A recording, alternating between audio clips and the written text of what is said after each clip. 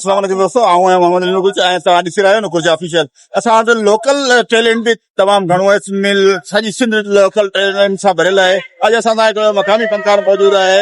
अचो त हुन सां ॻाल्हायूं था त हू हिते कहिड़े परफॉर्मेंस अदा करे रहियो आहे ऐं हू पंहिंजे फन ज़रिए कहिड़ो पैगाम ॾिए थो आवाम खे।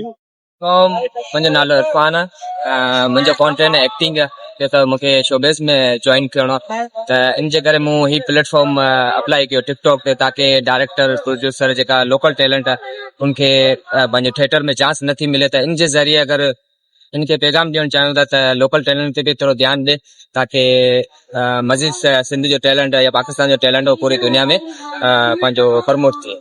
अच्छा, तव्हां छा ते फोकस करणु चाहियो था? तव्हांजा अॻिते मक़सदु छा आहे? तव्हां छा कंदा?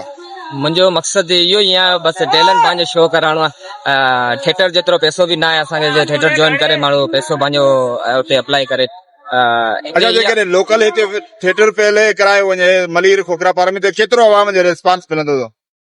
ज़बरदस्त रिस्पॉन्स मिलंदो। तक़रीबन मूं जहिड़ा शौक़ीन काफ़ी आहिनि, काफ़ी टैलेंट आहे माशाल्लाह। त पाकिस्तान में त टैलेंट जी कमी न आहे। Thank U sir.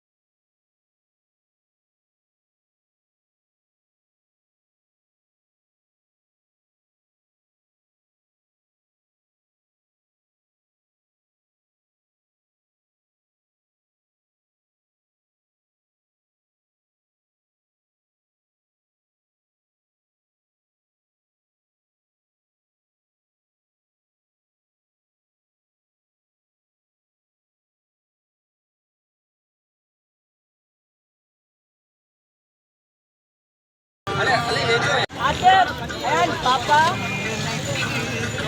अबे अंदर का इसको